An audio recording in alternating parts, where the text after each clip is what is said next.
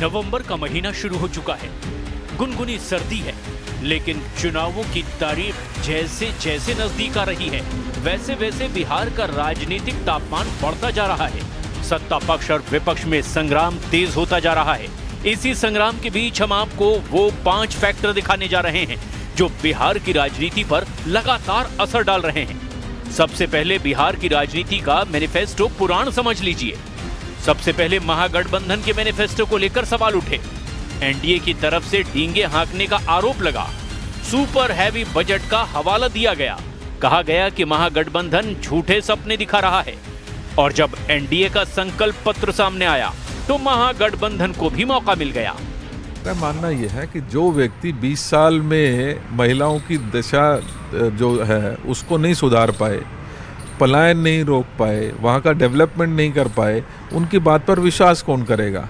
आपको भी अभी हम भी देख रहे थे कि बातें वादे तो इन्होंने सबने किए, लेकिन घोषणा करने से हर कोई व्यक्ति बचता रहा। सम्राट चौधरी सामने आते हैं और ये घोषणाएं करते हैं। आज एनडीए ने अपना संकल्प पत्र बिहार की जनता के सामने रखा है। प्रधानमंत्री की पूर्वोदय योजना के तहत यहाँ की मुख्यमंत्री नीतीश कुमार जी के नेतृत्व में बिहार में पिछले 20 साल से एनडीए की शासन सेवा चली आ रही है। आने वाले 5 साल तक इसको कैसे और एक नई ऊंचाई तक ले आ जाएगा। युवाओं की रोजगार, महिलाओं की सशक्तिकरण, किसानों की विकास, पिछड़ों की विकास, दलितों की उन्नति, यही सब आज हमारी संकल्प पत्र की प्राथमिकता में रहे।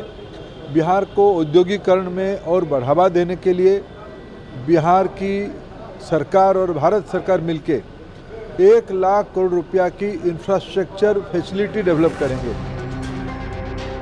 देवेंद्र यादव अकेले नहीं थे जिन्होंने कांग्रेस की तरफ से मैनिफेस्टो के मुद्दे पर एनडीए को घेरा। अशोक गहलोत ने भी तंज कसा और 26 सेकंड की प्रेस कॉन्फ्रेंस वाला सटायर कस दिया।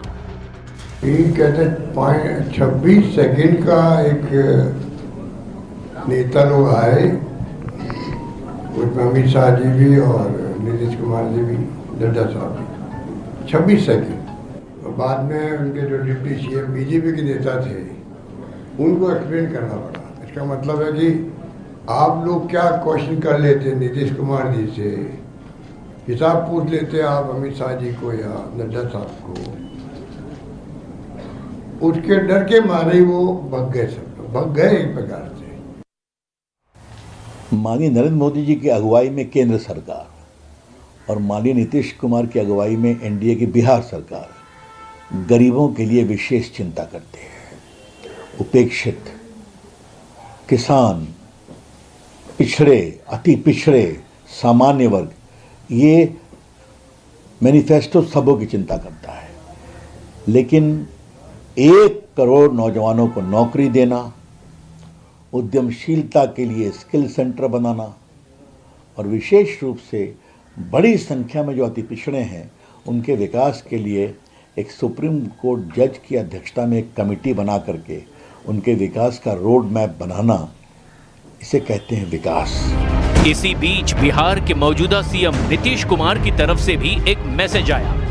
बिहार के मेरे प्यारे भाइयों एवं बहनों, आपने मुझे वर्ष 2005 से लगातार बिहार के लोगों की सेवा करने का मौका दिया है। हम आपको बताना चाहते हैं कि जिस स्थिति में हम लोगों को बिहार मिला था, उस समय बिहारी कहलाना अपमान का विषय था। तब से हमने पूरी ईमानदारी और मेहनत से दिन रात काम करके आपकी सेवा की है। आप जानते हैं कि पहले विधि व्यवस्था की स्थिति बहुत खराब थी। सबसे पहले उसे ठीक करने का काम किया गया। साथ ही शिक्षा, स्वास्थ्य, सड़क, बिजली, पेयजल, कृषि एवं युवाओं के लिए रोजगार की स्थिति में काफ़ी सुधार किया गया। महिलाओं के लिए पहले की सरकार ने कोई काम नहीं किया। हमने अब महिलाओं को इतना सशक्त बना दिया है कि वे अब किसी पर निर्भर नहीं है और अपने परिवार और बच्चों के लिए सब काम कर सकती हैं। ये नीतीश कुमार का उन लोगों को जवाब था जो उनकी सेहत पर सवाल खड़े कर रहे थे। लेकिन बिहार चुनाव का दूसरा फैक्टर वो मुद्दा है जिसमें शब्दों की मर्यादा को बिहार की सियासत का सेंटर पॉइंट बना दिया गया। राहुल ने ऐसा बयान दिया जिसकी चर्चा बिहार की राजनीति में होने लगी, क्योंकि बयान पीएम मोदी को लेकर था। उनको यमुना से कुछ लेना देना नहीं, उनको छठ पूजा से कुछ लेना देना नहीं, उन्हें सिर्फ आपका वोट चाहिए। अगर आप कहोगे नरेंद्र मोदी जी आप ऐसा ड्रामा करो वोट के लिए, वो कर देंगे। जो भी करवाना है करवा लो। मैं कह रहा हूं आप उनको कहो कि देखो भैया हम आपको वोट देंगे, आप स्टेज पे आके नाच लो, नाच लेंगे, नाच लेंगे। कह रहा आप कोशिश करो, मोदी जी आइए स्टेज पे आइए, भाषण मत दीजिए, डांस कर दीजिए, हम आपको वोट देंगे, देखना कर देंगे। लेकिन आगे की कहानी थोड़ी और रोचक है, क्योंकि मामला सीधे नरेंद्र मोदी पर हमले का था। इसीलिए जब उनका मौका आया तो उन्होंने बताया कि ऐसे बयानों पर सियासी पलटवार कैसे होता है। पीएम मोदी ने राहुल गांधी के बयान को छठ की पवित्रता और उसकी सांस्कृतिक अस्मिता से जोड़ दिया। ये आपका बेटा तो छठी मैया का जय जयकार दुनिया में कराने में लगा है।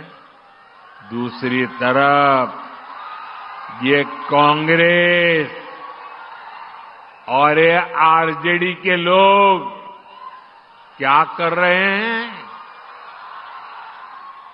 क्या कर रहे हैं? छठी मैया का अपमान कर रहे हैं।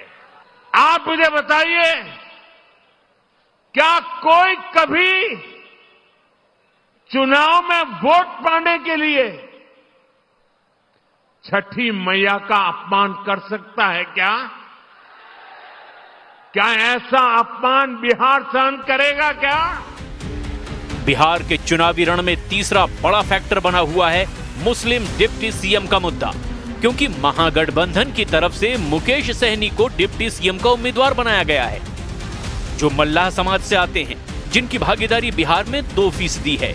जबकि सवाल ये उठ रहे हैं कि महागठबंधन की तरफ से 18% आबादी वाले मुस्लिम समाज से डिप्टी सीएम उम्मीदवार क्यों नहीं बनाया गया? चिराग पासवान पहले ही कह चुके हैं कि महागठबंधन ने मुसलमानों का सिर्फ वोट बैंक की तरह इस्तेमाल किया। जब ये लोग सामाजिक न्याय की बात करते हैं, उन मुसलमानों को इन्होंने सिर्फ और सिर्फ वोट बैंक बना के रखा, जिनका इस्तेमाल दशकों से किया और बदले में आज तक उनके लिए कभी कुछ नहीं किया। व्यवस्था का हिस्सा जब उनको बनाने की बात आएगी तो कभी ये लोग मुसलमानों को या समाज के अल्पसंख्यक वर्ग को ये लोग कभी आगे नहीं करेंगे। पर हाँ, जब जब वोट बैंक लेने की बात आएगी तो कभी मोदी जी के नाम का डर दिखा के, कभी एनडीए के नाम का डर दिखा के उनका लाभ ये लोग जरूर लेंगे। सियासी वार पलटवार की इस कहानी में बिहार के डिप्टी सीएम सम्राट चौधरी का बयान भी एक फैक्टर है, जिसमें उन्होंने आरजेडी उम्मीदवार और भोजपुरी सुपरस्टार खेसारी लाल यादव को नचनिया कहकर संबोधित किया। इस बयान पर सियासी पारा ऐसा चढ़ा कि सत्ता पक्ष और विपक्ष एक दूसरे को जुबानी तीरों से घायल कर रहे हैं। वो आजकल खेसारी लाल को यहाँ भेज दिया। अब देखिए इन लोग के पास तो सब उम्मीदवार हार गया। सीएन गुप्ता जी पहले हरा दिए थे सबको, तो कोई उम्मीदवार नहीं बचा था। अब नाचने वाले को ही भेज दिया आपके यहाँ। लेकिन बिहार चुनाव पर असर डालने वाले फैक्टर्स में जनसुराज के समर्थक दुलार चंद की हत्या का मुद्दा सबसे बड़ा हो गया, क्योंकि चुनावी प्रचार अभियान के बीच दुलार चंद की हत्या का आरोप जेडीयू उम्मीदवार और बाहुबली नेता के रूप में जाने जाने वाले अनंत सिंह पर लगा। महागठबंधन की तरफ से सीएम पद के उम्मीदवार तेजस्वी यादव चुनाव आयोग पर सवाल दाग रहे हैं। क्या चुनाव आयोग का कानून केवल विपक्षी लोगों के लिए, सत्ता पक्ष के लोगों के लिए कोई कानून नहीं है? चाहे वो हत्या करे या कुछ भी करे, रंगदारी करे, कोई कानून नहीं रह गया है। अब अपराधी बेलगाम हो चुके हैं और सत्ता में बैठे लोग संरक्षण दे रहे हैं, ये स्पष्ट हो गया है। कोई गिरफ्तारी अब तक नहीं हुई है। क्यों नहीं हुई है? जहां दुलारचंद यादव की हत्या हुई, वहां सुरक्षा व्यवस्था भी और पैनी कर दी गई है। अर्धसैनिक बल निगरानी कर रहे हैं, हर आने जाने वाले पर नजर रखी जा रही है। हम अभी मौजूद हैं तारतर गांव में और सामने का जो मकान आपको दिखाई दे रहा है वो दुलारचंद यादव का घर है, जहां पर उनके परिवार के लोग मौजूद हैं और वहीं इस गांव की सुरक्षा बढ़ा दी गई है। आपको एक तस्वीर दिखाने की कोशिश करेंगे। देखिए यहां पर अर्धसैनिक बल की तैनाती कर दी गई है और ये जवान जो हैं 24 घंटे यहीं तैनात रह रहे हैं, लगातार लोगों पर नज़र रख रहे हैं और सामने जो मकान है वहाँ पर हर आने जाने वाले लोगों पर नज़र रखी जा रही है। ये गाँव जो है तारतर वो दो तरफ से जुड़ा हुआ है और चारों तरफ से जो भी रास्ता उनके घर तक पहुंचता है उन सभी लोगों पर नज़र रखने के लिए यहाँ पर मजिस्ट्रेट की तैनाती है, बिहार पुलिस की तैनाती है। दावा किया जाता है कि ये सब कुछ पुरानी अदावत में हुआ है। दुलारचंद यादव का परिवार डरा हुआ है। हमको बहुत डर रहा है। मेरे पिताजी का हत्या पहले हो चुका है, चाचा जी का हत्या हो चुका है, इस बार मेरे दादाजी को हत्या हो गई। सर हम सब पूरे डरे हुए हैं क्योंकि प्रशासन के ऊपर दवा कभी गाँव ग्रामीण को उठा गए, इसी बिना मतलब को ले जा रहे हैं। हो सकता है हमको भी उठा ले, चाहे हमको हत्या करा दे। इस सब का पूरा डर है सर। बिहार का चुनावी मैदान इस वक्त बयानबाजी, आरोपों और बदले की राजनीति का अखाड़ा बना हुआ है।